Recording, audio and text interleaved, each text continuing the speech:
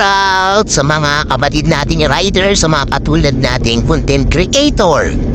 Sa mga hindi nating katulad na top speed content creator. Alam nyo, mga boss, mga idol, no, wala naman akong pakialam, no, magboswas kayo. Diba? Masaya kayo. Wala naman akong kinalaman sa hilig nyo. Wala naman kaming kinalaman. Kung gusto nyo magwaswas, makabig bike kayo diba? Malakas yung motor nyo. Mamahalin.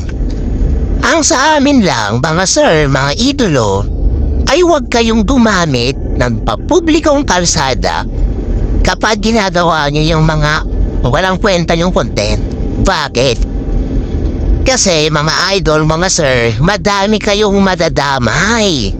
Yun lang naman madami kayong madadamay pag ang gamit nyo ay pampublikong kalsada sa mga walang kwenta yung top speed content. Sa mga walang kwenta yung waswasan content, mag-race track kayo, ubusin nyo, lakas ng makina nyo, wala kaming pakialam.